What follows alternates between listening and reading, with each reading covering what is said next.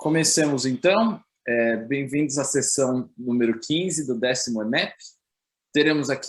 Temos 3 apresentações agendadas. A primeira, The Significance of the Study of the Romance Language Group as Pathway to Multilingualism in the Globalized 21st Century, da Ismênia de Souza.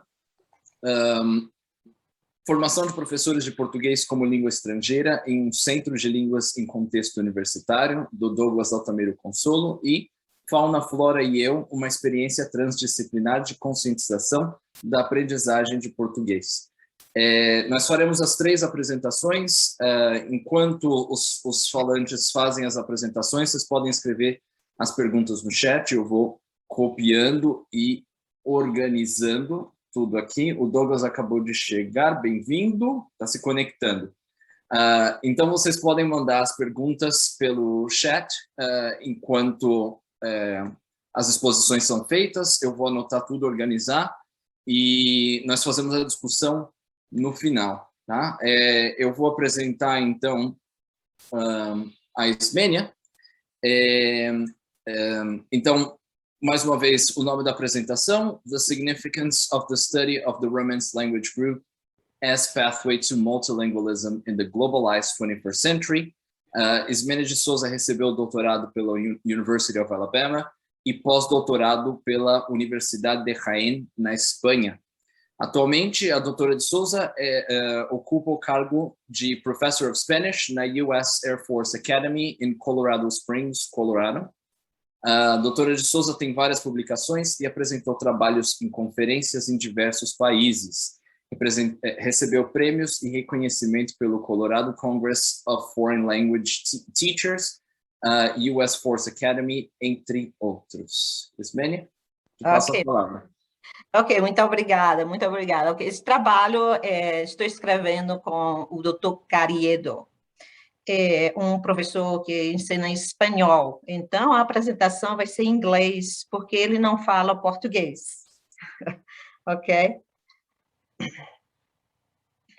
Ok, muito bem. Ok, this article analyzes the importance of Romance language as a pathway as multilingual in 21st century in the United States, and especially at US Air Force Academy. According to several studies, over 41 million people in the United States speak a Romance language at home. Awareness is imperative to recruit L1, L2, even L3 students to maximize the existing linguistic and cultural skills, in particular the Spanish speakers, who form the majority of L1 Romance language speakers enrolled in most language departments. Before we examine the importance of Romance language as a pathway to multilingualism, it is necessary to define the Romance language group. It consists mainly of French, Spanish, Portuguese, Italian, and Romanian. According to the scholar Kathleen Stan Smith, over 1 billion native or L1 speakers around the world, and over 41 million in the United States speak a Romance language.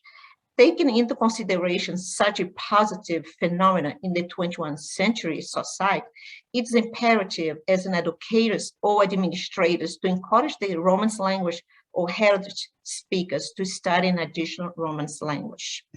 Ismênia, desculpa te interromper rapidamente. Você não quer aumentar a sua tela? A sua apresentação um pouco. Se você for aí no canto direito, embaixo, no último quadrinho, o último aí.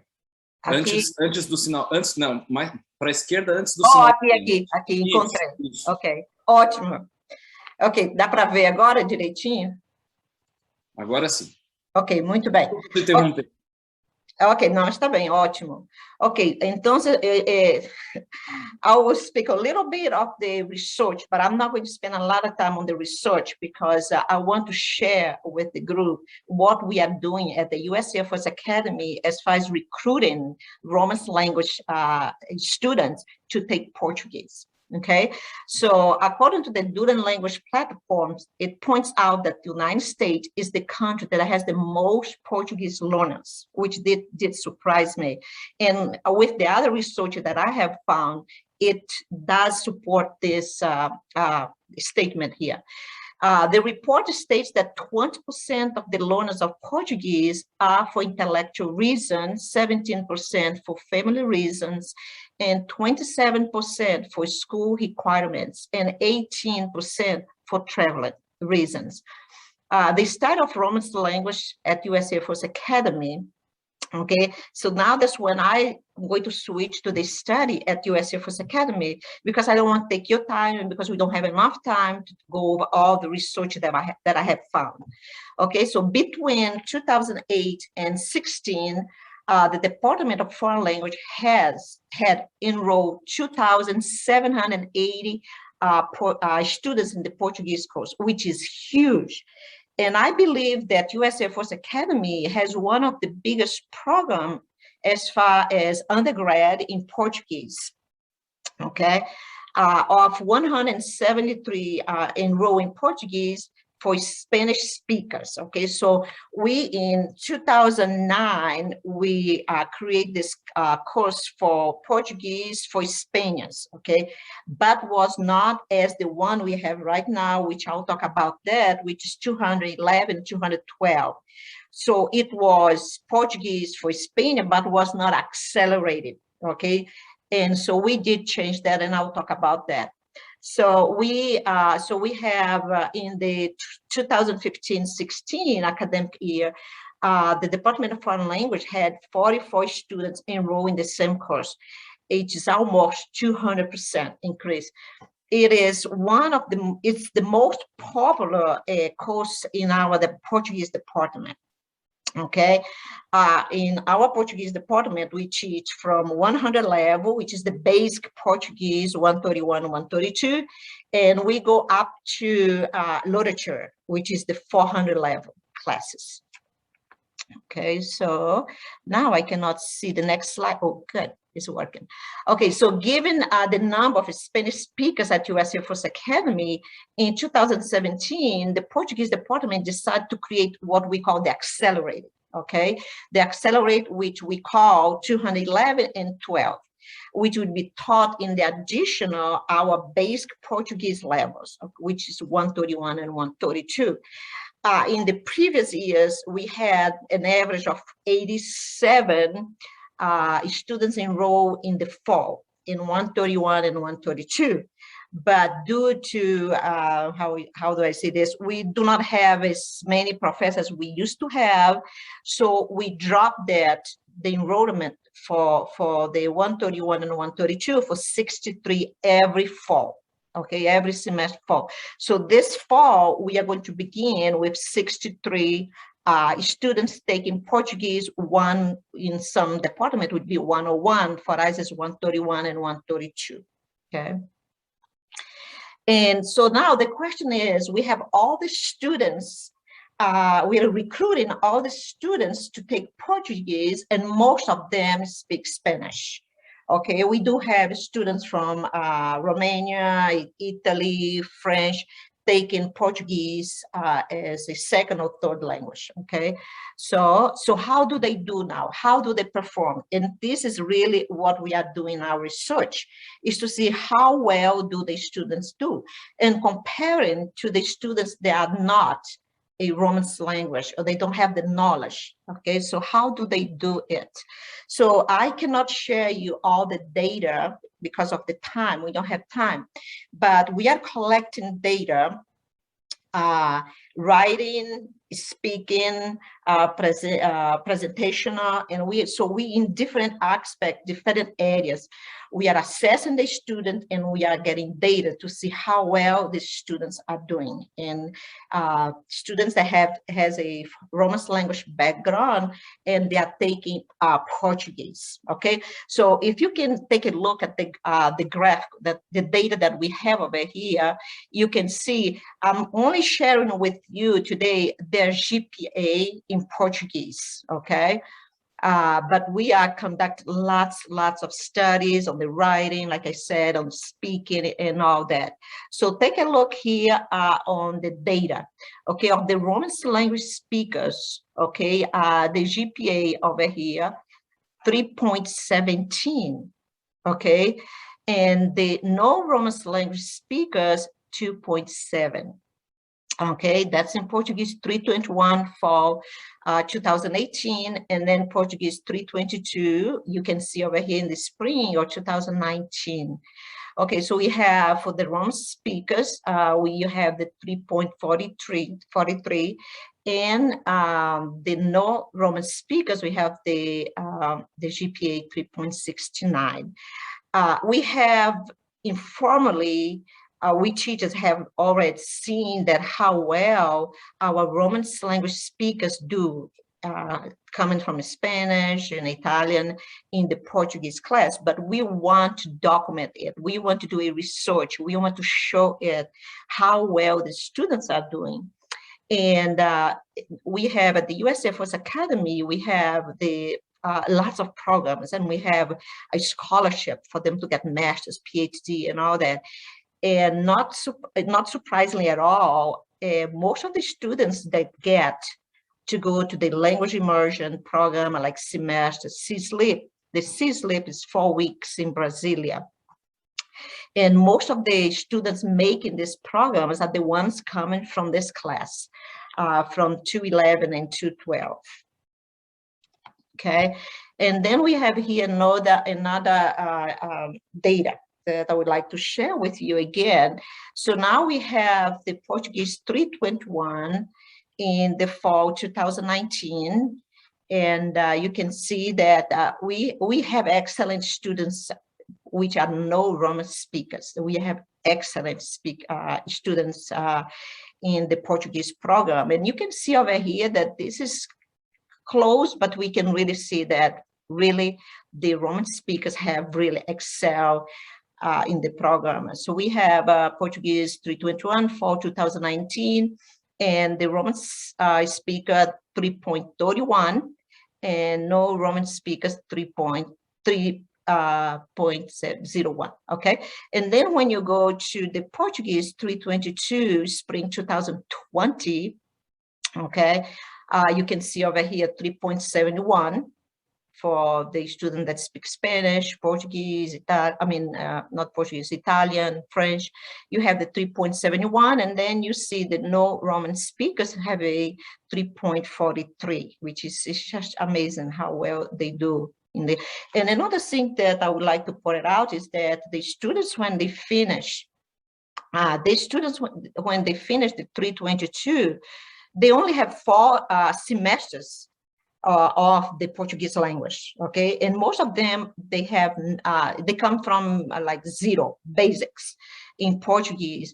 And when they finish the 322, they are speaking Portuguese, okay? They speak Portuguese. And those most of them are the ones that I select for the scholarships, for master's, PhD, and the one that goes on the programs, but they are already communicating very well in the language. Okay, and so another thing that we have really noticed in our Portuguese classes for 211 to 12 is that not only the ability to speak, but the ability to write well. Okay, so they are writing well in the target language.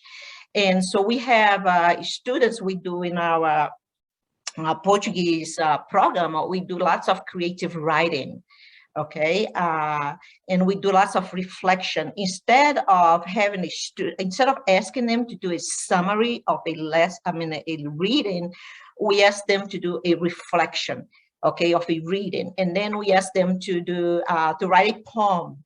And so we were studying this poem, Se Eu Morresse Amanhã, in the Portuguese 322 class. And one of the students, she was very, how do you say, inspired by the poem and by Azevedo, and she loved the poem, so she wrote her own poem.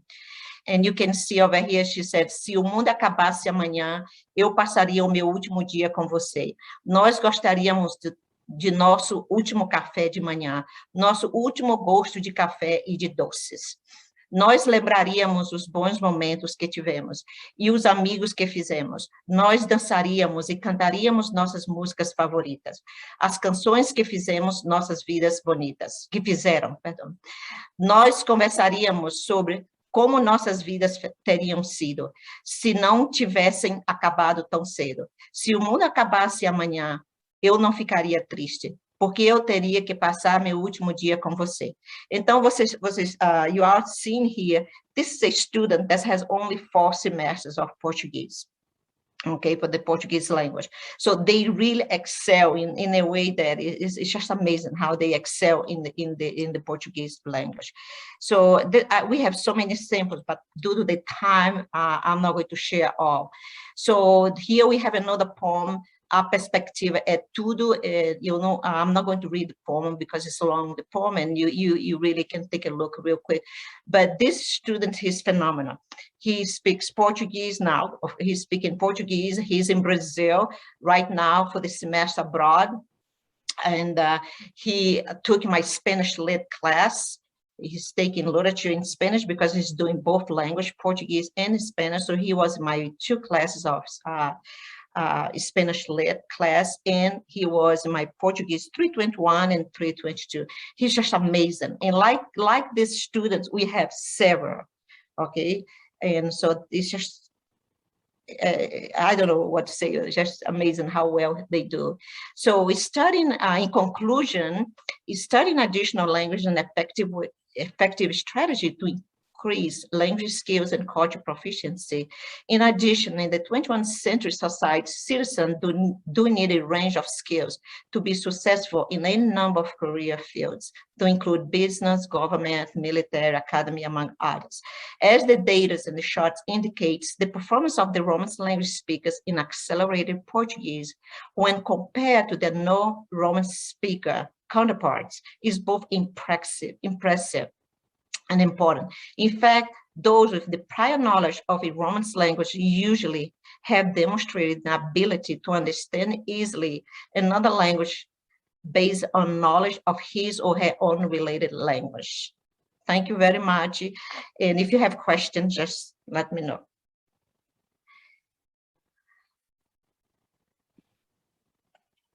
Obrigado, Ismênia. Seguimos, então, para a próxima apresentação do Douglas Altamiro Consolo. A apresentação se chama Formação de Professores de Português como Língua Estrangeira em um Centro de Línguas em Contexto Universitário. Douglas Altamiro Consolo recebeu o doutorado pela University of Reading, na Inglaterra, e conduziu projetos de pós-doutorado na Unicamp, University of Melbourne, Universidade Nacional Autônoma de México, e possui título de professor assistente na Universidade Estadual Paulista, Unesp. Publicou 28 capítulos de livros, 2 livros e diversos artigos em revistas especializadas, bem como textos completos e resumos em anais de congressos, e organizou 4 livros. Orienta projetos de iniciação científica, dissertações de mestrado, teses de doutorado, projetos de pós-doutorado em linguística aplicada. Ok, boa tarde a todos.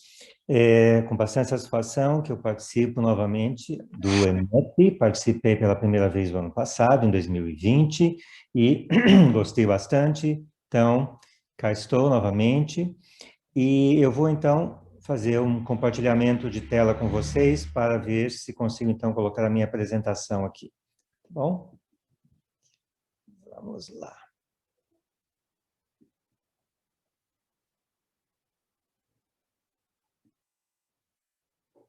Vocês conseguem ver a minha apresentação? Sim? Ótimo. Então, eu vou colocar no modo de apresentação. E o título desta comunicação é Formação de Professores de Português como Língua Estrangeira, PLE, em um centro de línguas em um contexto universitário. Eu sou professor na Unesp, no campus de São José do Rio Preto, em São Paulo, no Brasil, como já foi informado, né? E então vamos lá. Eu vou primeiramente falar para vocês do contexto principal desta comunicação, que são os Centros de Línguas e Desenvolvimento de Professores da Unesp. Logo mais eu vou explicar um pouco mais o que são esses centros de línguas. E o contexto mais específico ainda é o Centro de Línguas e Desenvolvimento de Professores do IBILSE, que é o Instituto da Unesp, onde eu trabalho, onde eu atuo, no campus de São José do Rio Preto. Aqui nós temos um link, eu vou rapidamente abrir para vocês verem. Aqui é, então, a aba do Centro de Línguas na página do IBILSE da Unesp. Vocês têm vários assuntos aqui relacionados ao Centro de Línguas, né, as boas-vindas e todas as informações necessárias, então, para os interessados em conhecer o nosso trabalho e também os interessados em fazer cursos no nosso Centro de Línguas, certo? E depois, se vocês tiverem acesso a esse link, eu acho que terão, vocês podem visitá-lo com mais calma. Deixa eu ver aqui o que eu fiz. Acho que eu fechei sem querer a minha apresentação. Deixa eu... Se eu consigo entrar de novo aqui.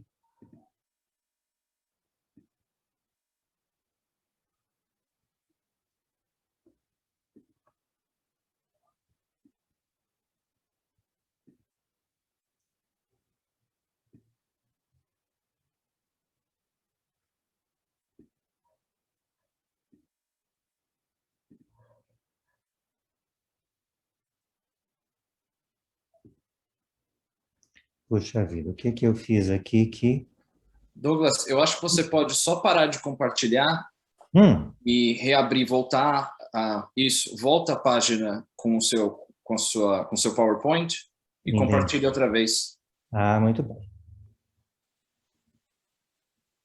Ok, voltamos. Me desculpem, as tecnologias às vezes nos pregam peças. Bom, então, depois dessa rápida visita no website do Centro de Línguas do IBILSE, deixa eu ver aqui. O que acontece? Sim. Então, aqui eu tenho um texto, um texto inicial,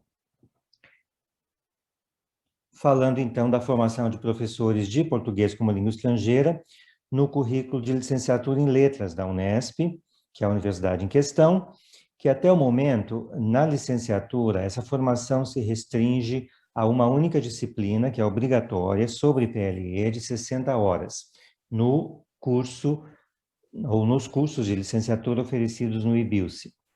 Ou seja, uma disciplina de um semestre letivo, apenas, que é ministrada, então, aos alunos que fazem licenciatura, geralmente são licenciaturas duplas, né, em português e numa língua estrangeira, por exemplo, inglês, francês, espanhol, etc.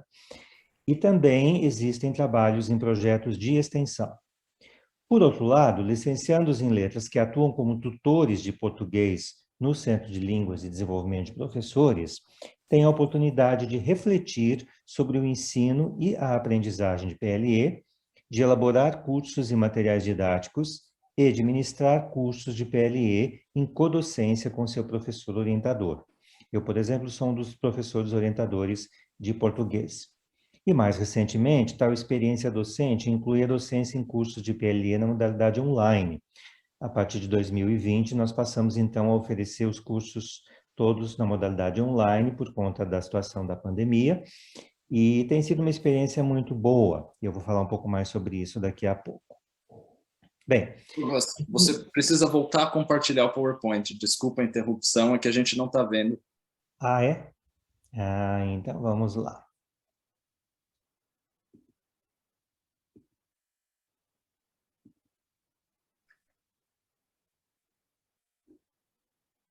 Estamos vendo a sua tela. Vamos lá. Perfeito. Tudo bem agora? Sim. Bom, então eu vou apresentar aqui rapidamente o itinerário que eu pretendo continuar seguindo, né? Falando então da formação de professores de português no contexto brasileiro, um pouco mais sobre os centros de línguas da Unesp, os cursos de PLE que nós oferecemos no IBILSE, a questão específica da formação de professores de PLE, o corretor aqui ele trocou professores por professors, me desculpem, eu não tinha visto, e algumas considerações finais e algumas referências também. Bom, no caso do contexto brasileiro, né, num cenário mais amplo, eu me baseio num capítulo de livro publicado em 2015 pela Viviane Baggio Furtoso, que é uma especialista em português, que muitos talvez conheçam, e também em informações que eu coletei mais recentemente na internet. Então, nós temos aqui os seguintes contextos, né, dentro do contexto brasileiro, nos quais se formam professores de português como língua estrangeira. Nós temos cursos específicos de graduação, por exemplo, na Universidade Federal da Bahia, na Federal do Pará, na Universidade de Brasília, na UNILA, que é a Universidade para a Integração Latino-Americana, e na Unicamp, em Campinas. Em algumas dessas universidades, em mais algumas, nós temos algumas disciplinas curriculares, algumas são optativas, por exemplo, na Estadual de Londrina, na Estadual do Rio de Janeiro, na de Juiz de Fora, no Rio Grande do Sul e, inclusive, na Unesp, né? Temos alguns cursos de especialização, por exemplo, temos agora um começando no IBILSE da Unesp, também temos na PUC do Rio de Janeiro. Temos os projetos de extensão, que é o meu foco principal hoje aqui nesta apresentação.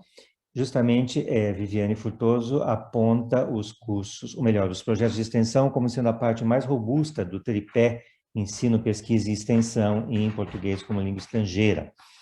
E temos também disciplinas e projetos de pós-graduação em nível de mestrado e de doutorado. Okay? Eu tenho atuado em todas essas frentes, de alguma maneira, com exceção das disciplinas obrigatórias, porque aquela disciplina que eu mencionei anteriormente, que é oferecida na Unesp, ela é ministrada por uma colega minha, eu não ministro aquela disciplina. Okay? Muito bem.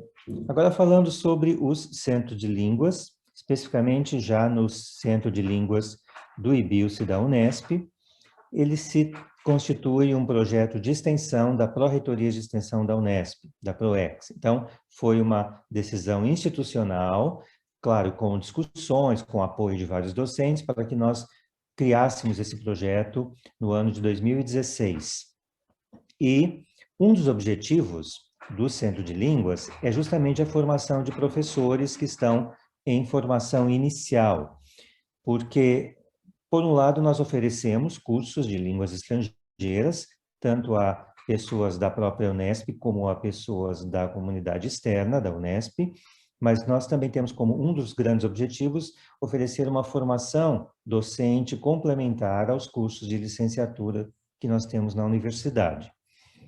Então, os nossos professores são chamados de tutores. São tutores professores de línguas estrangeiras, que são alunos bolsistas, e eles são alunos dos cursos de licenciatura em letras, e temos também alguns alunos de pós-graduação que atuam em caráter voluntário, ou seja, que não recebem bolsa. Essas bolsas são pagas pela PROEX, e nós também conseguimos uma verba adicional para pagar os nossos tutores, porque nós cobramos uma taxa de inscrição nesses cursos dos centros de línguas. Então, nós temos, nos cursos de licenciatura e nos cursos regulares da Unesp, o espanhol, o francês, o inglês, o italiano, temos também o alemão, o japonês em outros campos, e o português como língua estrangeira no Centro de Línguas. Nos anos anteriores, até 2018, nós também tivemos alguns cursos de línguas que não são necessariamente ministradas na graduação, como, por exemplo, o grego moderno e o russo, porque nós tivemos voluntários que queriam ministrar cursos dessas línguas, nós aceitamos e os cursos foram oferecidos. E nós temos verificado um aumento significativo, tanto de alunos quanto de bolsistas tutores nesses centros de línguas. Nós temos tido bastante procura pelos cursos e vários alunos interessados em atuar nesse projeto. Bem, no IBILSE da Unesp, nós oferecemos os seguintes cursos de português.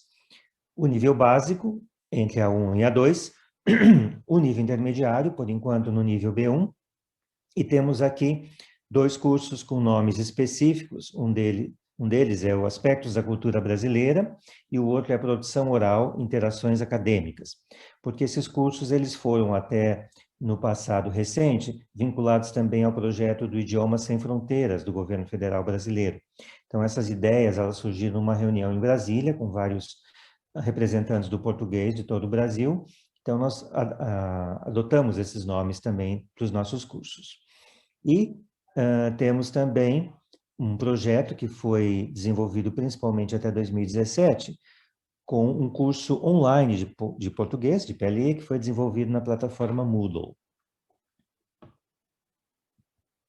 Bem, agora falando um pouco da formação de professores, né? Bem, o que acontece é uma ação, então, de orientação, né? Nós temos orientadores de todas as línguas do Centro de Línguas, feitas por docentes do Departamento de Letras Modernas do IBILSE, e essa orientação é feita por meio de reuniões pedagógicas e um acompanhamento constante do trabalho desses tutores. É feito um planejamento dos cursos que eles vão oferecer e também uma elaboração ou uma seleção de materiais didáticos com os quais eles vão trabalhar nas suas aulas. Por exemplo, a partir de livros didáticos que existem no mercado, a partir do portal de português para professores de língua estrangeira, a partir de materiais ou de conteúdos disponíveis na internet, artigos, vídeos, áudios, né?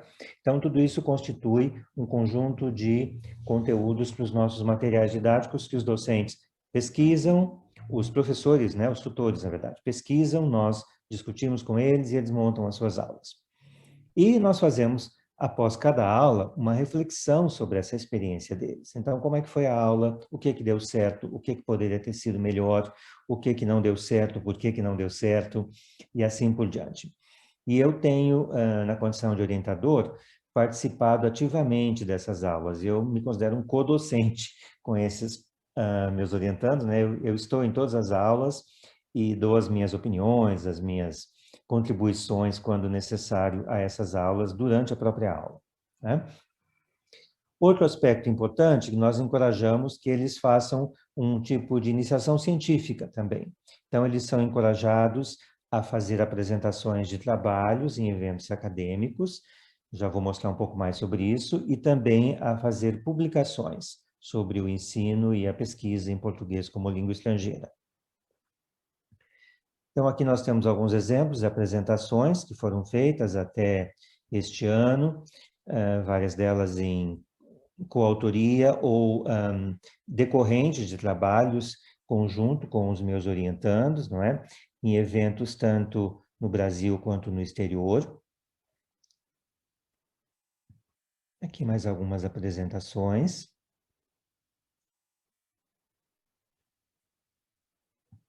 E aqui algumas das publicações feitas também em coautoria com os meus orientandos, né? Temos também publicações em periódicos tanto brasileiros quanto estrangeiros. Bem, então, eu acho que eu vou tirar do modo apresentação. Não, não vou. Vou. Mas não vai ajudar muito, acho que. Eu vou tentar me lembrar do que está por trás aqui das telas de vocês, das nossas telas, tá? Bem, algumas considerações sobre esta comunicação, sobre o assunto da formação de professores de português nos centros de línguas, é que ela tem se mostrado bastante satisfatórias, né? Por quê? Porque os tutores vivenciam experiências significativas de ensino de português a falantes de outras línguas, desde a preparação das suas aulas, da elaboração ou seleção dos materiais didáticos, a preparação e a utilização também de instrumentos ou procedimentos de avaliação. Eu falei um pouco sobre isso no EMEP do ano passado, até nos momentos de reflexões sobre essas experiências com os seus orientadores e os decorrentes encaminhamentos para as suas aulas futuras de PLE. É claro, então, que à medida que eles vão lecionando, refletindo e pensando na experiência, isso reflete positivamente nas próximas aulas que eles preparam e ministram. Eu destaco também o fato de nós podermos oferecer, por meio do Centro de Línguas e do trabalho conjunto com esses tutores, os cursos de português para alunos estrangeiros, tanto da comunidade acadêmica como da comunidade externa à universidade. E com essa realidade dos cursos online, desde 2020, nós ampliamos o oferecimento desses cursos, ampliamos o leque de participação dos alunos, né? Isso tem contribuído também para a formação docentes, claro, a formação docente, porque eles têm contato agora com alunos de muitas partes do mundo, né? Dos 5 continentes, literalmente, e falando de várias línguas, de representantes de várias culturas, então isso tem enriquecido muito as nossas aulas e, claro, as nossas experiências. E aqui uma bibliografia que eu utilizei para elaborar esta comunicação. E muito obrigado por vocês terem participado e fico à disposição de perguntas depois, quando tivermos o tempo reservado para isso. Ok?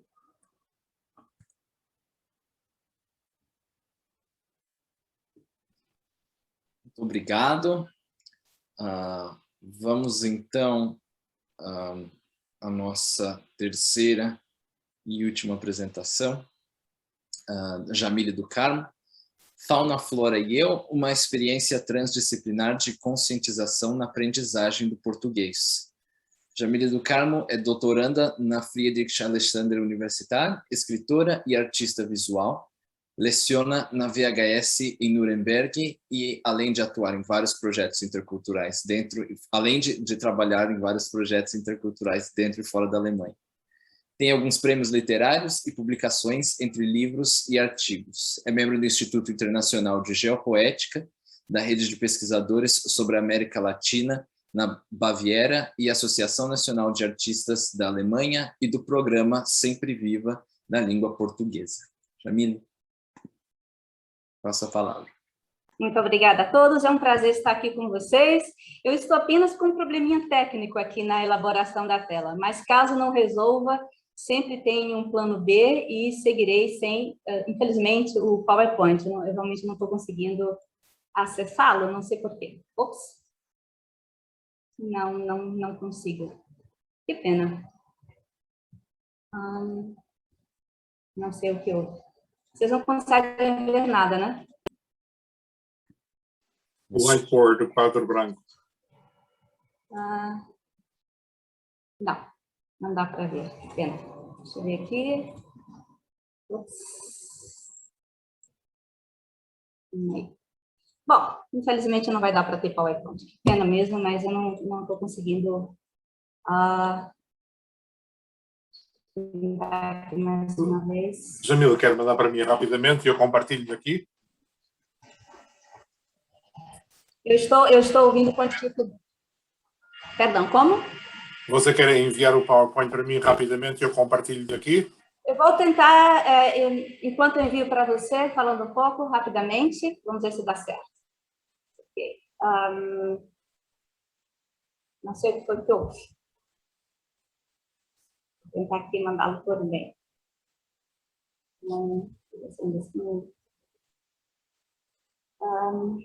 Não se preocupe, Jamile, isto faz tudo parte de estar online. Ok. Está tudo certo. Luiz. Ok. PowerPoint.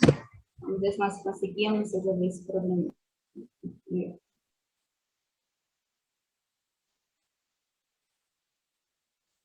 Ok, Luiz, vê se você recebeu. Só um minutinho, deve estar saindo agora. Enquanto isso, eu vou dar uma introdução. Jamile, por gentileza, você mandou para o e-mail do EMAP, o e-mail eu mandei da OTP para ao meu. princeton.edu. Ok. Luiz Gonçalves, você está aqui já em 50%. Vamos ver se der para abrir, seria bom, porque algumas imagens são, mas de qualquer forma não há problema, se não abrir, paciência, eu posso mostrar o material. Né? Vamos ver se você recebe só mais 2 segundos. E já estamos aqui. Interessante que eu testei hoje, estava dando certo, mas às vezes algum entrave acontecia. Bom, Luiz, eu creio que você já o tenha recebido, mas não nos descabelemos caso não dê certo. Ops. Jamile, Okay. Posso ajudar? Posso mandar para você? Eu já mandei, Luiz deve ter recebido, não? Recebeste, Luiz? Não? Bom, gente, vai sem PowerPoint. Então, bom, eu tenho aqui um projeto. Eu sou, na verdade, pesquisadora da Universidade Friedrich Alexander. Eu acabo de terminar meu doutorado, cujo tema é etnocentrismo em materiais de PLE. e eu trabalho numa abordagem geopoética no panorama brasileiro. No entanto, hoje eu estou aqui mais como artista do que como pesquisador, porque faz parte também do meu trabalho, um processo que para mim é muito importante, e também para o grupo com o qual eu trabalho, o programa Sempre Viva a Língua Portuguesa, que se trata da socialização do conhecimento. Porque, afinal de contas, que nós produzimos, nós temos que alcançar alguém. E é necessário estabelecer um diálogo. É necessário chegar a e saber como chegar, né? E nada melhor do que começarmos cedo. Ou seja, trabalhando, então, neste caso, especificamente, com o português de língua de herança com o nosso público infantil. Eu gostaria de enfatizar que eu não sou profissional. Ah, perfeito. Luiz, você vai ao céu, Luiz. I love you. Muito obrigada. Eu não sou profissional de português de língua de herança, tá? Fique bem claro. Mas eu tive a sorte de trabalhar com uma equipe extraordinária, com a qual eu muito aprendi sobre esse conceito.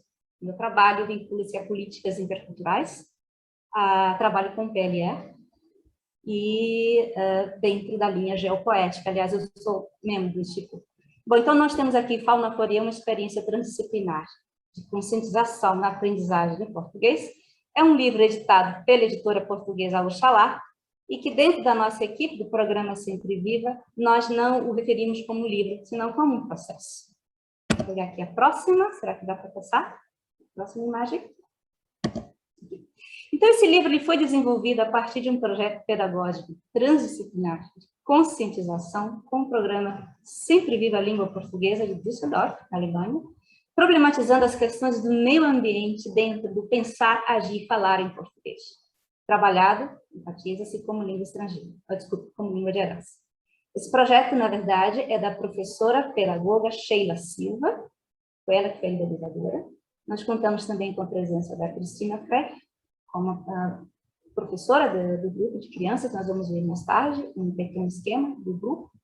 E uma das coisas mais interessantes para mim foi como é importante esse trabalho em equipe, essa transdisciplinaridade, que não significa que você seja o centro do universo, tem que saber tudo, mas sim dialogar com diversas formas de conhecimento, né? Podemos passar para a próxima. Então, dentro desse nosso projeto, nós temos como objetivos explorar a criatividade como fator crítico reflexivo nos processos de ensino-aprendizagem, independente do português em geral, não? Mas aqui estamos falando da língua portuguesa.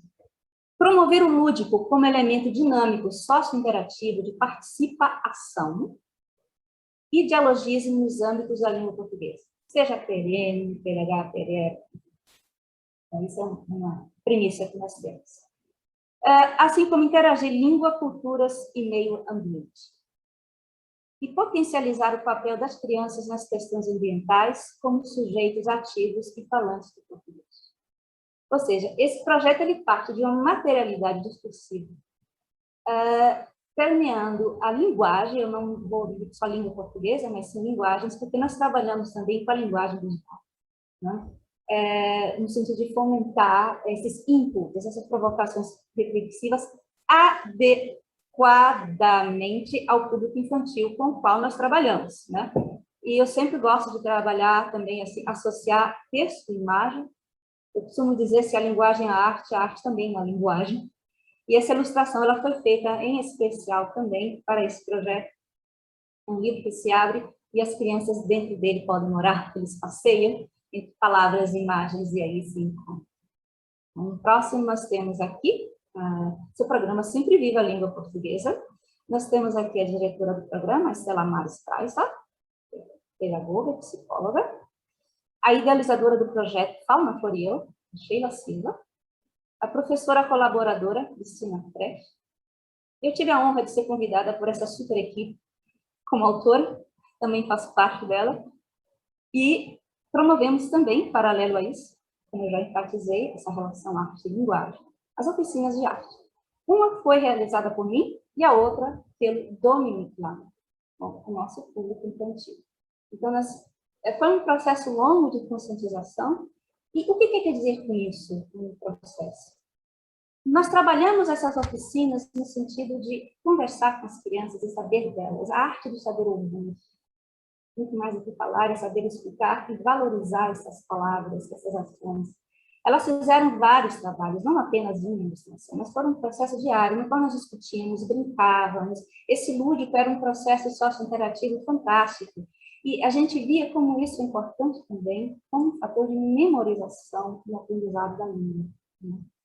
Pode passar, por favor, Luiz? Próximo. Então, aqui a especificação, que através dessas oficinas de arte, essas relações, promoveu-se relações de interação, nós brincamos muito com as palavras ação, isso é muito baseado na teoria do dialogismo praxis, Freire, do conhecimento incorporado, esse conhecimento adquirido um grande potencial transformador. Então, promoveu-se relações de interação sobre a natureza e alteridades, enfatizada pelo eu do tipo, práticas crítico-reflexivas em língua portuguesa. Ao fim do processo, as ilustrações finais das 20 crianças bilíngues participantes, elas têm a faixa etária de 5 e 11 anos, elas ganharam um poema envolvendo seus respectivos nomes como símbolo de participa-ação e incentivo de transforma-ação. Então, nós vemos que nesse projeto Fauna por Eu, a ênfase é dada à conscientização sobre o meio ambiente. Bom, a professora Sheila, que liderou esse projeto, ela se deparou com um livro de poemas muito velho, do querido Natan Barreto, chamado Bichos. Ele fez na escola, né? Trabalhando as ilustrações das crianças, né? Vários animais, para os quais ele fez um pequeno... Quer experimentar de novo, então, que eu voltei a dar o co-host para você. Perdão? Ok. Então, nessas oficinas, dessa inspiração, a Sheila me convidou para ser autora, e ela disse, a gente pode fazer uma coisa se envolvendo também, né? Sobre as crianças, animais. Eu disse para ela, mas por que não colocar flora também? Vamos colocar.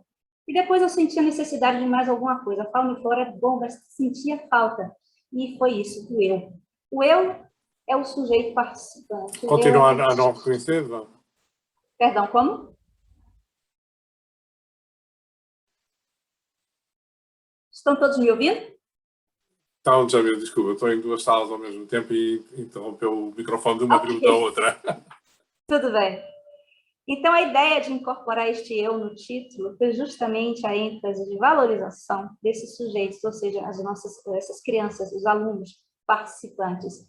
É um marco de memória também, a partir do momento que ele se vê interagindo nessa construção e sentindo-se importante. Eu sou parte do problema, é parte também da solução. Porque o meio ambiente nós temos que pensar dessa forma dialética, da mesma forma que nós somos problema. Essas ações humanas podem transformar-se também em soluções. Mas isso foi feito de uma maneira muito leve. Nós exploramos realmente o lúdico nesse sentido de participação hermenêutica, interpretação de sentidos, exploração de novas construções. Vocês têm aqui algumas fotos com as crianças, nas quais a gente discutia, elas trocavam ideias sempre falando em português, enfatizando-se pensar, agir e falar do português. Nós utilizamos também algumas conta-ações, né? Como vocês podem ver aqui na imagem à esquerda, a história de um objeto estranho que surge, ele vai mudando. Então, tudo é a ver com esse universo, a natureza, o que muda, aquilo que é um mistério para mim, como eu posso ver diferente essas questões. Pode passar adiante? E dentro desse pensar, nós acabamos, dentro do programa Sempre Viva, criando uma nova plataforma discursiva, que era o português como língua de heranças. Eu repito, eu não sou profissional da área de língua de heranças. Esse heranças aqui não é uma nova teoria, gente, é apenas uma plataforma discursiva. Porque nós sentimos a necessidade de se trabalhar a língua portuguesa nesse âmbito de heranças como um processo de continuidade. E que fosse também assim, algo interessante na fase adulta, não perder essa conexão, porque as coisas se transformam, né? E não necessariamente esse interesse ele vai continuar sendo tão forte, assim, às vezes se dispersa com o passar do tempo, e nós sentimos realmente essa necessidade de continuidade.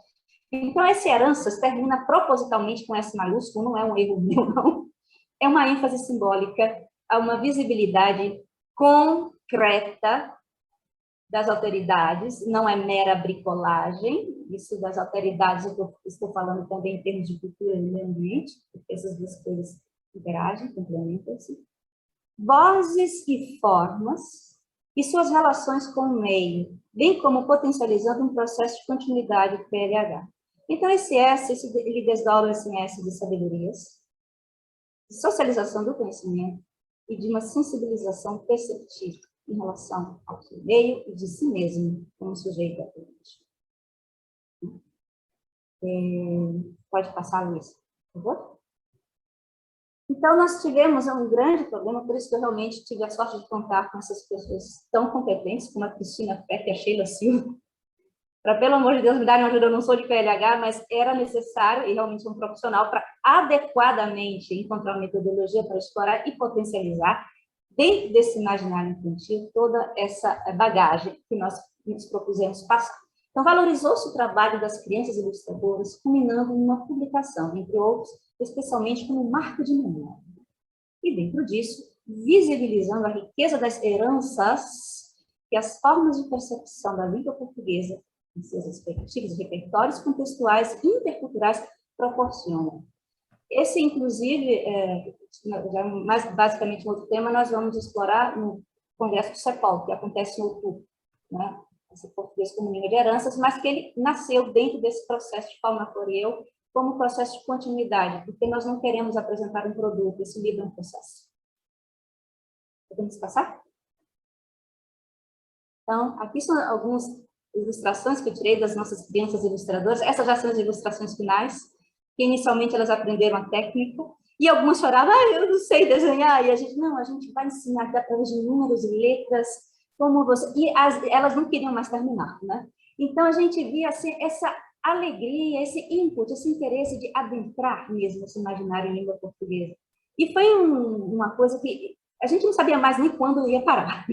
Foi muito divertido. E elas conversavam entre si, trocavam informações e se sentiram muito valorizadas. Quando nós dissemos, vai ser publicado um livro, nossa, não foi algo assim de realmente um marco histórico, por isso nós falamos um marco de memória.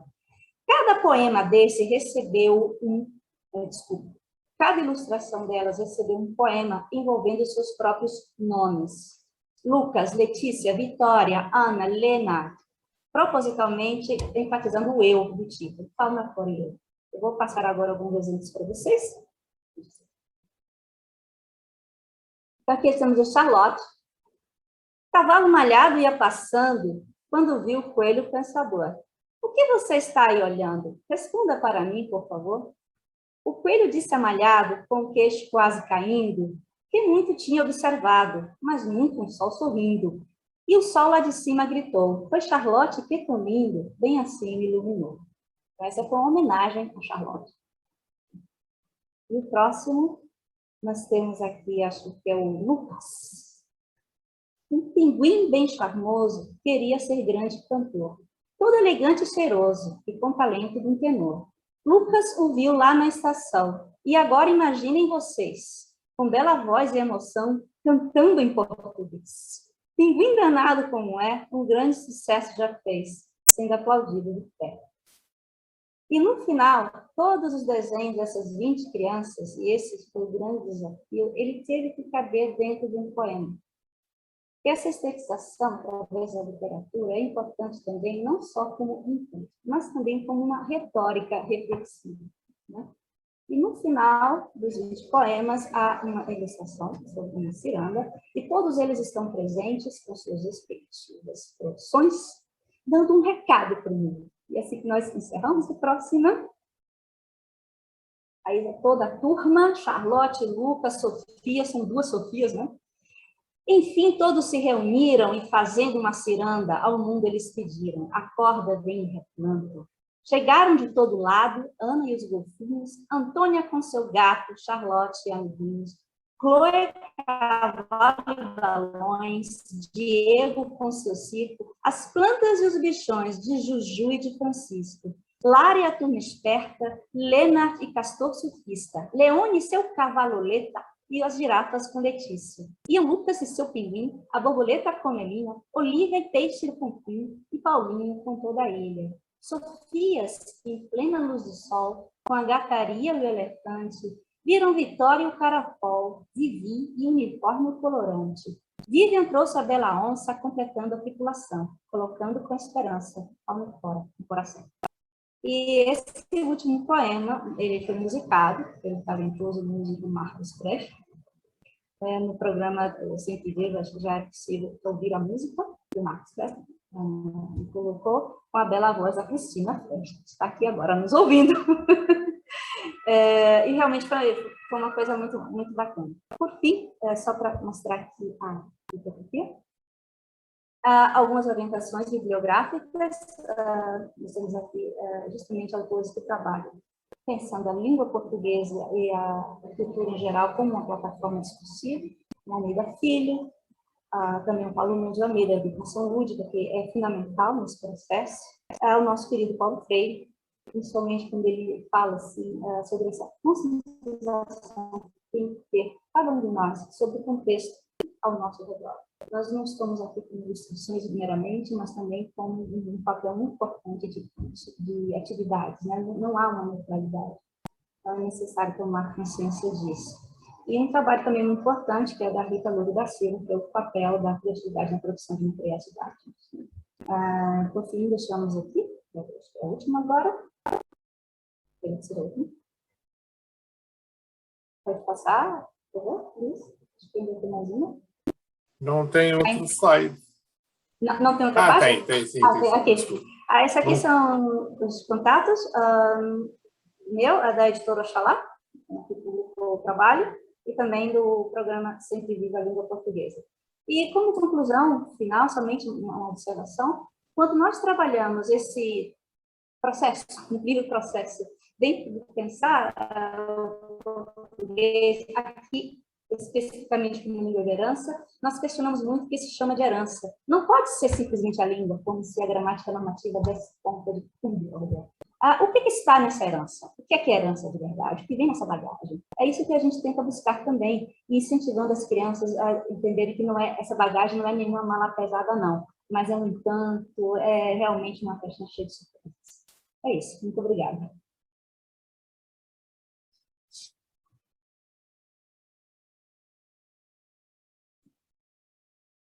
Obrigado, Jamile. Obrigado aos três, na verdade. E agora nós abrimos para as perguntas. Se quem quiser fazer alguma pergunta, um dos três apresentadores.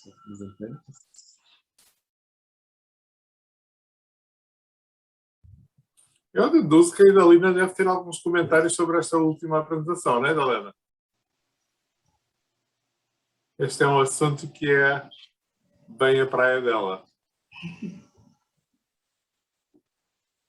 Eu ia escrever aqui agora, Luiz. Eu queria era perguntar para a professora se depois que terminaram aí esses textos, se teve alguma apresentação com as crianças de leitura desses textos, porque foi uma homenagem com os desenhos, né? Então teve uma apresentação com a leitura dos textos? Então, estava tudo programado, veio a Covid. Sim. Então, nós fizemos em dezembro uma apresentação online via Zoom, foi bastante visitada, e as crianças se emocionaram muito, elas ficaram muito felizes, perguntando, quando é que a gente vai poder ver de perto? Mas no momento nós não podemos fazer presencialmente. Tentaremos talvez em novembro, nós não sabemos ainda se será possível, mas o desejo e o entusiasmo delas continua, e nós queremos acender isso porque, como eu falei, é um processo, é um marco para que elas cresçam sentindo, a gente fala em geopoética, conhecimento incorporado, né? Que elas sintam esse input como um potencializador, né? Participação. Muito bom. Gostei muito, lindos desenhos, parabéns. Obrigada. Pela iniciativa. Eu posso fazer uma parte rapidinho? Nossa querida. Não, é só para responder a professora. No mês de maio, nós tivemos uma celebração pelo mês da língua portuguesa. E aí, sim, as crianças enviaram áudios para nós, fazendo a leitura de alguns poemas. Então, através da página do Facebook, é possível ouvir as crianças fazendo a leitura. Nós fizemos vários vídeos com as crianças fazendo a leitura dos poemas. Então, sim, elas, após esse trabalho, lógico, assim como a Jamile falou, infelizmente a pandemia cortou uma parte do processo no sentido de apresentação presencial, nós fizemos tudo via Zoom, mas no Facebook é possível ouvir as crianças fazendo a leitura de alguns poemas. Desculpe se eu interrompi. Não, eu acho que em novembro também a gente vai tentar ver se consegue, porque há uma ânsia, digamos assim, de que seja presencial. Isso nós ainda não conseguimos, apenas esses eventos pelo Zoom. Tem uma pergunta aqui para... Na verdade, uma para a Ismênia e uma para o Douglas. Eu vou primeiro para a Ismênia, depois a gente faz a pergunta para o Douglas. Porque a gente ainda está falando dessa questão de criação. E, Ismênia, você mencionou as oficinas de escrita de vocês, né? Você podia falar um pouquinho mais para a gente? Vocês dão um tema para eles produzirem os textos ou não? Não sei se eu entendi direito. Em geral, no curso de português, o 322, que é o curso intermediário, nós lemos as crônicas brasileiras, que vocês conhecem, estou certa que vocês conhecem, né, o texto, as crônicas brasileiras. Então, eles, como foi o caso desse poema, Se Eu Morresse Amanhã, então, eles ficam muito inspirados pelas crônicas. Às vezes é um poema, às vezes é um aspecto cultural do Brasil. Então, eles escolhem os temas, nós não damos, eles decidem o que eles querem escrever. Mas esse poema realmente foi inspirado por um dos poemas que lemos na sala de aula, né, o de Azevedo. Sim, eu quero que seja espontâneo, né? Eu dou a eles a oportunidade deles escolherem temas.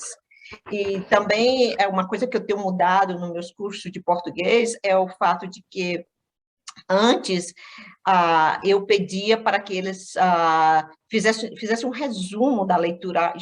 Eu já não peço, eu quero uma reflexão, não? Porque é justamente para trabalhar nesse aspecto criativo. Não, eu não quero mais um resumo, eu quero que vocês façam uma reflexão sobre um dos temas, não? Então, e realmente tem sido um sucesso, muito, muito, muito, muito bom. Tem mudado totalmente, porque eles gostam, não? E podemos ver esse pensamento criativo, né? Critical thinking, em vez de estar somente fazendo um resumo da leitura. Então, assim, os temas eles escolhem os temas. Até para seguir a taxonomia de Bloom, não é? Para processos cada vez mais complexos a nível de sistema cognitivo e processamento de informação. Sim.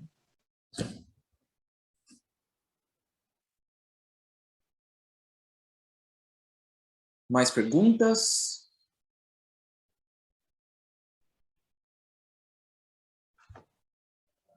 Ismênia?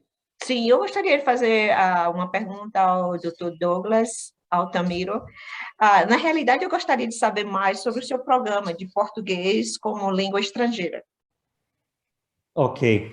Bem, nós temos um projeto, como eu procurei explicar na apresentação, que é um projeto de extensão. Então, são centros de línguas que funcionam em 3 campi da Unesp. A Unesp tem muitos campi espalhados no estado de São Paulo, né? Mas em 3 deles nós temos cursos de licenciatura em letras, que são em São José do Rio Preto, em Araraquara e em Assis. Então, nesses 3 campi, nós temos esses centros de línguas, nos quais nós oferecemos cursos de línguas para as pessoas da universidade, para alunos, funcionários, e também para pessoas da cidade, pessoas da comunidade externa.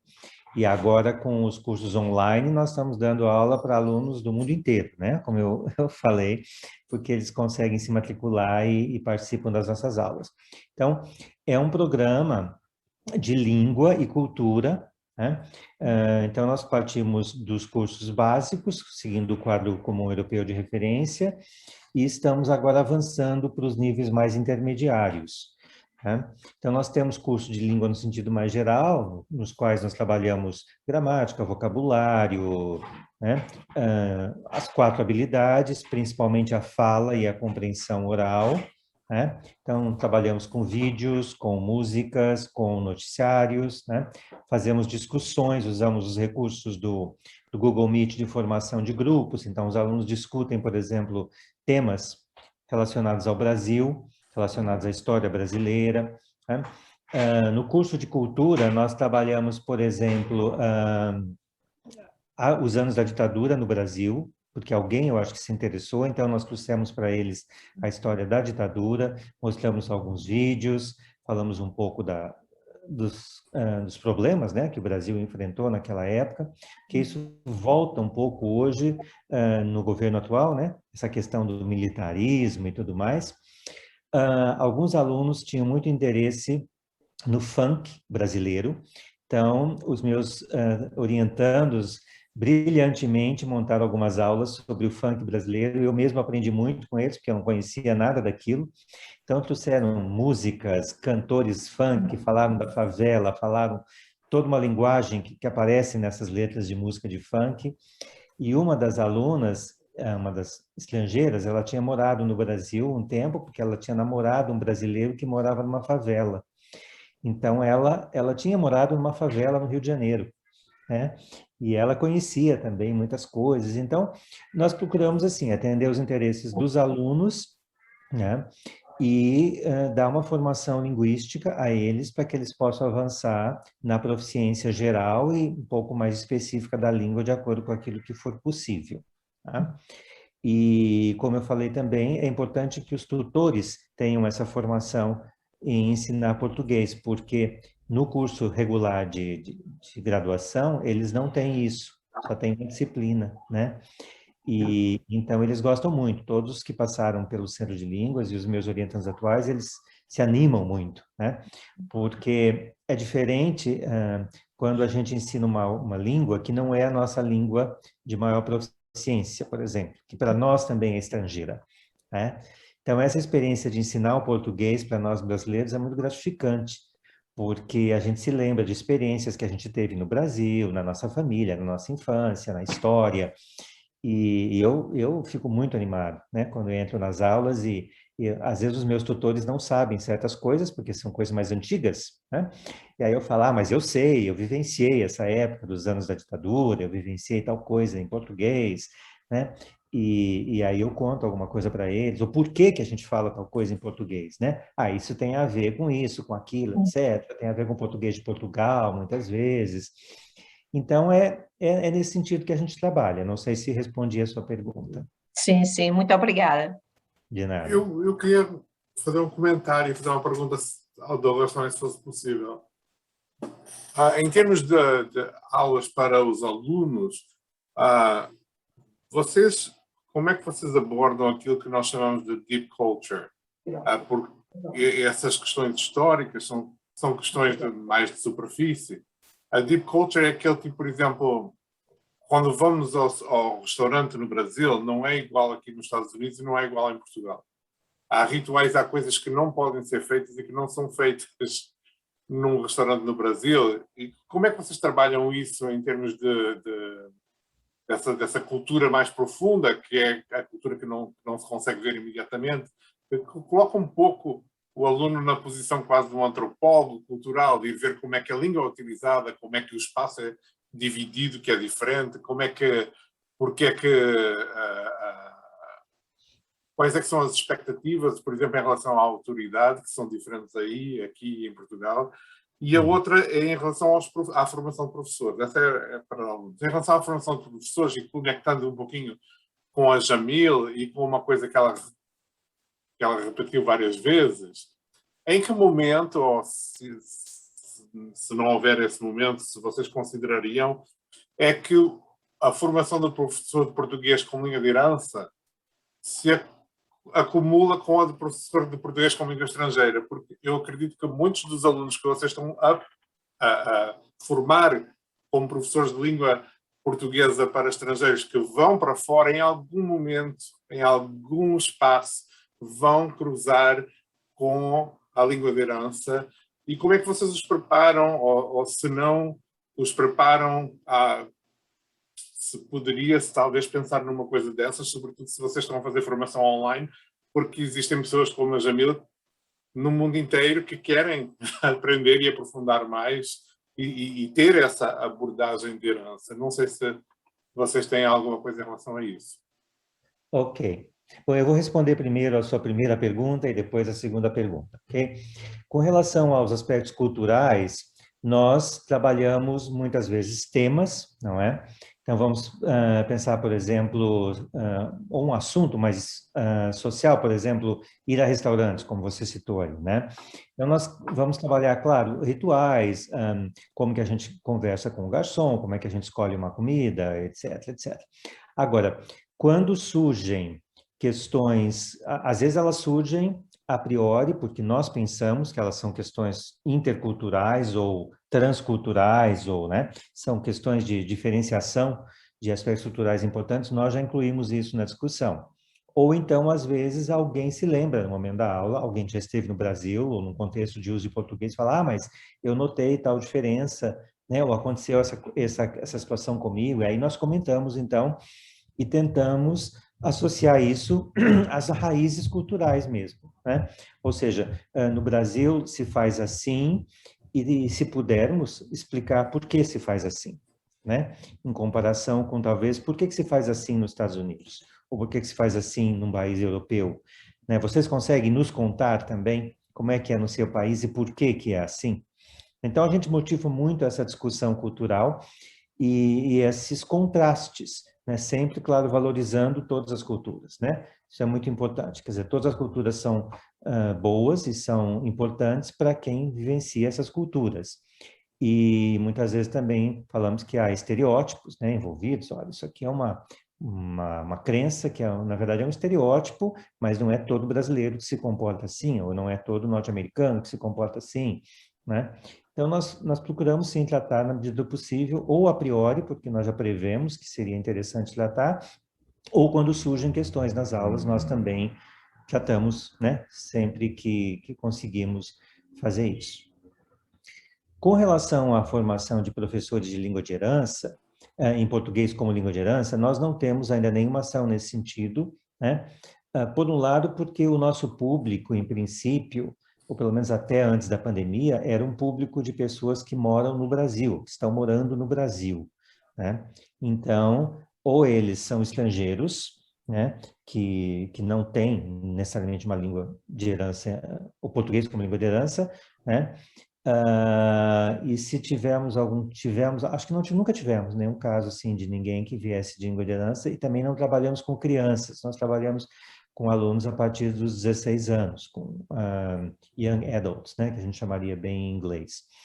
Agora, nós estamos sendo levados a trabalhar um pouco com a questão do português como língua de acolhimento, tá? O ano passado nós tivemos numa turma de português uma família de sírio-libaneses, né? Então, eram primos, irmãos, esposa, 8 alunos se matricularam numa turma de português e nós, então, vimos um pouco essa necessidade também do acolhimento, porque eles tinham se mudado para o Brasil como refugiados, né? E agora, este ano, nós temos um grupo de quase 40 sírio-libaneses, que são da região de Marília, no estado de São Paulo, e que nós vamos oferecer para eles uma turma específica de português. Eles não falam nada, praticamente nada de português, alguns falam inglês e outros nem inglês. Então, nós vamos ter essa experiência de acolher os alunos no Brasil em português. Vamos alfabetizar esses alunos, porque eles falam árabe, né? Então, vamos ter que trabalhar com questões de alfabetização. E já nos pediram também que trabalhe com as crianças deles, né? Nós vamos, no passo a passo, agora ver o que nós conseguimos fazer, que daí também não seria um caso de língua de herança, são crianças sírio-libanesas que precisam aprender o português. Então, nós estamos avançando e nós usamos o termo PLE como um termo guarda-chuva, na verdade, né? Porque aí nós temos o PFOL, nós temos o PLA, nós temos o PLH, né?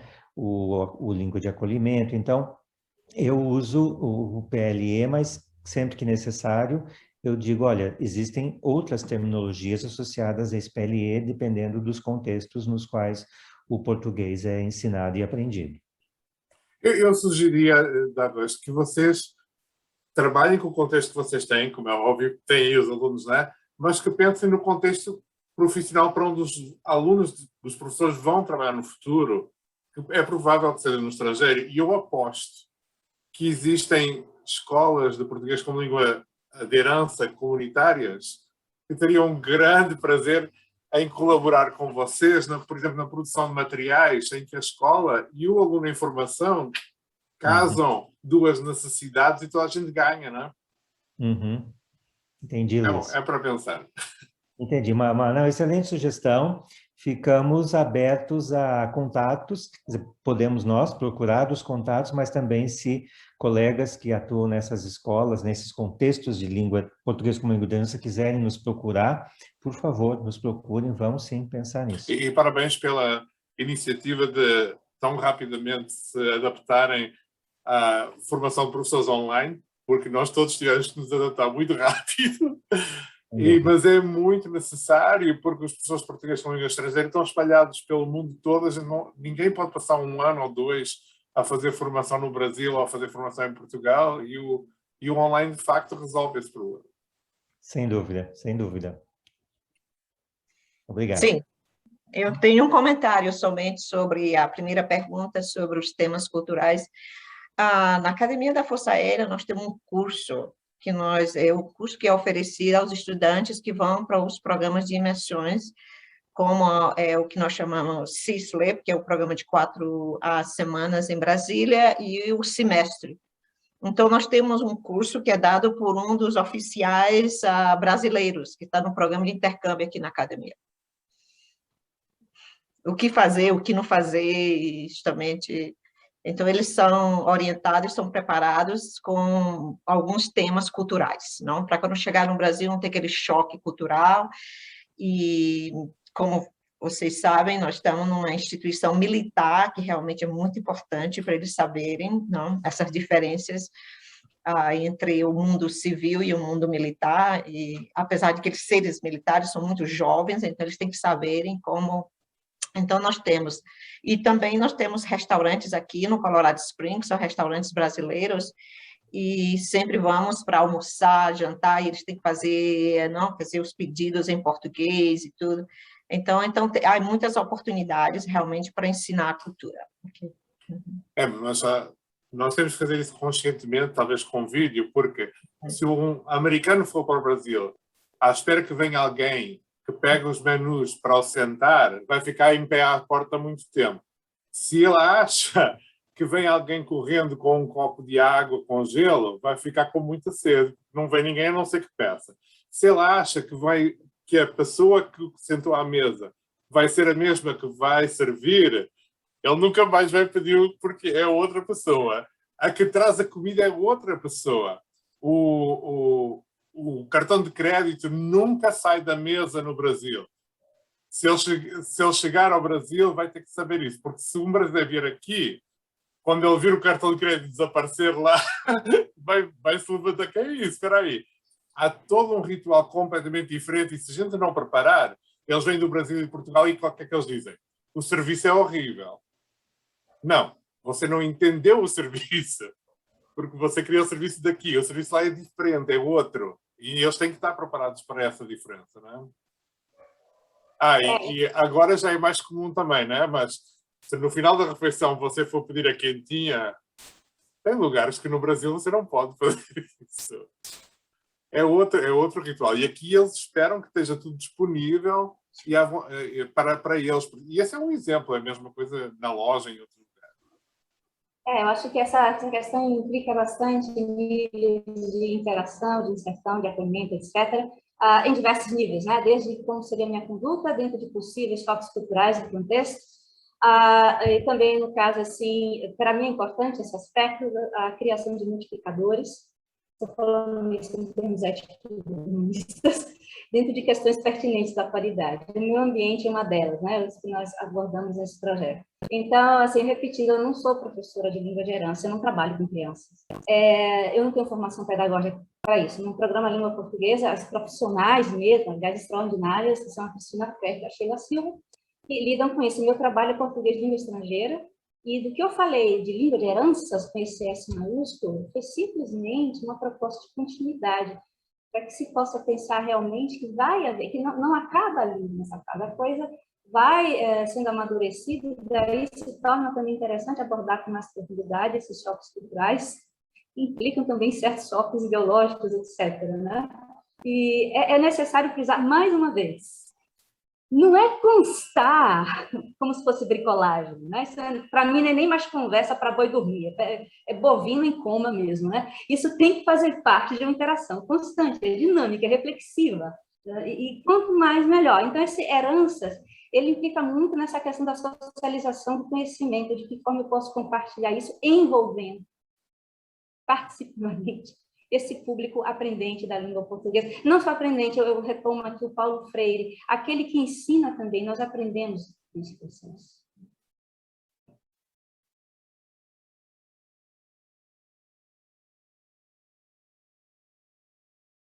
E, Jamil, e o trabalho que você faz com os manuais de português como língua estrangeira, em que você encontra narrativas profundamente problemáticas e até perturbadoras, é uma coisa que tanto portugueses como brasileiros têm que fazer em termos de língua de herança, para ver o que é que a gente está a passar para as nossas crianças, ter consciência de que há coisas que a gente repete e fala que não têm mais lugar no século XXI, e a gente tem que estar conscientes para não as passar para os garotos. Eu vou te dar aqui um exemplo na prática de uma professora que fez aqui numa cidade próxima ao evento Dia do Índio, dizendo que o índio é o melhor amigo do homem. Não, eu não vou dizer que a criatura fez isso de maldade, eu nem sei o que eu penso, eu não sei o que pensar, eu não sei o que pensar. Eles disseram, gente, vamos dar a mãozinha e cantar, o índio, nossa, meu índio é o melhor, eu pensava que era o cachorro. E vai botar uma pena na cabeça também, não é? É uma coisa folclórica, exótica, completamente fora de propósito, de reflexão, então é necessário estar assim, atento a essa prática reflexiva, por isso que eu uso muito esse S de sensibilização perceptiva. E de facto, na língua de herança, eu fui parte da organização em Brasília do encontro de educação bilíngue de português com língua de herança, e viu-se que em diferentes países há pessoas a trabalhar a diferentes níveis, mas que em todos é preciso uma reflexão crítica muito, muito grande em relação ao que é que nós estamos a passar para os nossos garotos. E obrigado por esse trabalho, irmão. Weber? Isso, posso fazer um comentário? Claro. Tá dando para ouvir. Boa tarde a todos os colegas. Queria externar minha gratidão de estar aprendendo com os colegas, de ouvir as experiências de todos. Queria que o professor Douglas sentisse abraçado por mim também. Muito saudade do professor Douglas, foi meu professor na pós-graduação.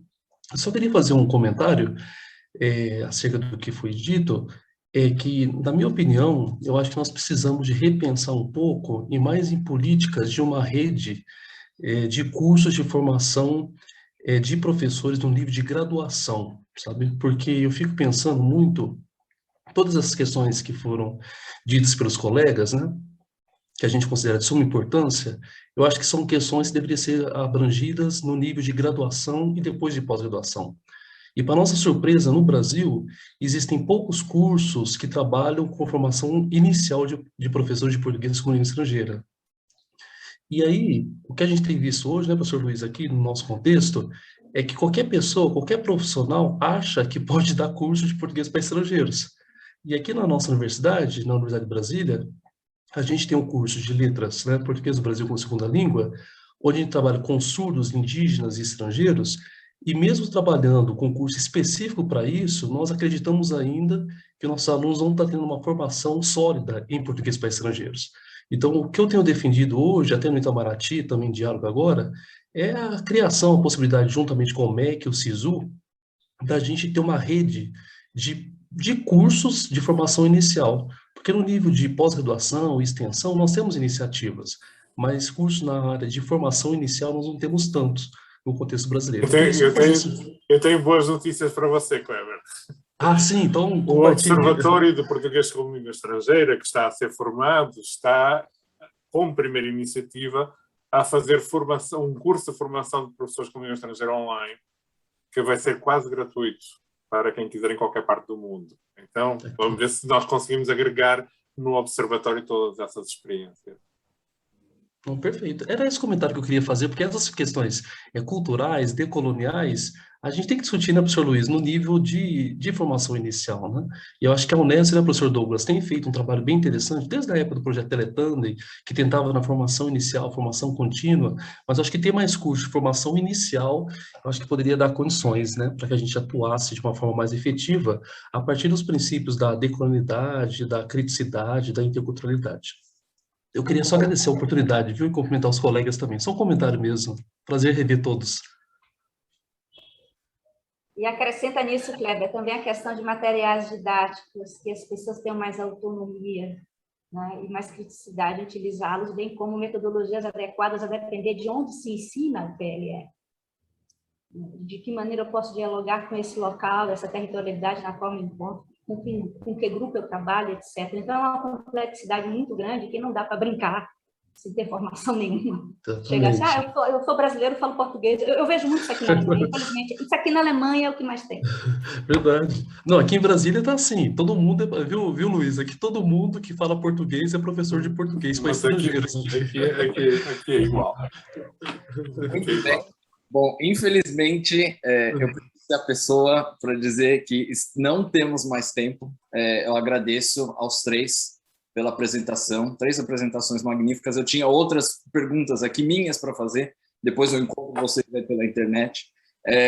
E muito obrigado, então, pela apresentação, pelos participantes, e eu encorajo vocês a seguirem com essas discussões pelas diversas vias possíveis. Não se esqueçam de voltar agora lá no site do EMEP, no programa, e clicar no link para a próxima mesa, próximo programa da programação.